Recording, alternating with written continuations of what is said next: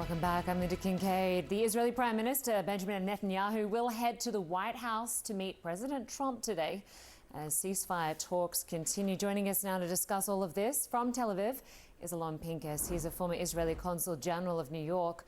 Good to see you. Great to connect with you. I want to start with President Trump and what he's saying about this potential ceasefire deal. He says he's optimistic, but given the repeated breakdowns in past negotiations, what's your realistic assessment of the current proposal on the table? Well, there's no question, Lynda, that Trump had hoped to announce the ceasefire when Mr. Netanyahu meets him at around 6:30 p.m. Israel time, which is 11:30 a.m. New Year Eastern time in the U.S. That's not going to happen because while Israel said yes to the draft proposal, by the way, parenthetically, it's identical to the 4 previous drafts that both sides repudiated and rejected. But that's not going to happen because while Israel said yes, but Hamas said yes with several buts.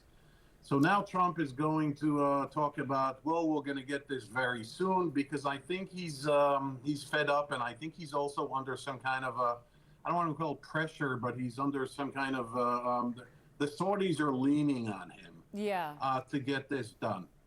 And I want to ask you, Lynda, Alon, about those sticking points, because this proposed deal does include this phased release of hostages in exchange for Palestinian prisoners without the public ceremonies we've seen in the past, as well as humanitarian aid from the UN and other agencies. But what are the key issues right now? Okay, the issue number one is, a grand issue, and that is why go again through a partial agreement? Why not sign one agreement that ends the war, brings back all the hostages, releases an X amount of Palestinian prisoners, and get this over with?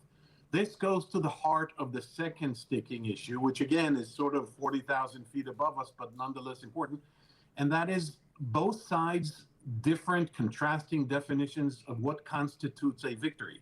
For Israel, it's the destruction of Hamas. This agreement leaves Hamas in some kind of a power position. For Hamas, it's standing up, which then leads to the very practical sticking points that you were asking about. Number one, the duration. Hamas has asked for U.S. guarantees that this will last 60 days, and during those 60 days, a post-war framework will be discussed. Israel can't really have that because if you're negotiating with Hamas, then what happens to Hamas being deposed and removed? Yeah, exactly. Number two is Israeli redeployment. Number two is Israeli redeployment and eventual withdrawal. There's nothing in the agreement about that. Number three is who's in charge of humanitarian aid. It doesn't specify that. And number four, assuming we somehow get beyond those points, number four has to do with the post-war scenario. Supposedly, there's an Emirati plan on the table from the United Arab Emirates. Who knows? Both sides, you look at Mr. Netanyahu, he's going into the White House understanding fully that Trump wants this to happen, but very reluctant to do so.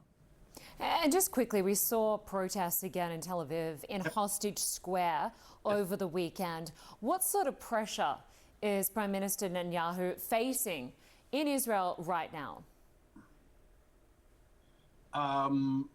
Let me put it this way, Lynda. If there's no agreement in the next few days, forget the meeting at the White House. If there's no agreement during this week, then the pressure will increase, and then there will be real pressure because people will understand viscerally and cerebrally that Mr. Netanyahu perhaps did not want this deal.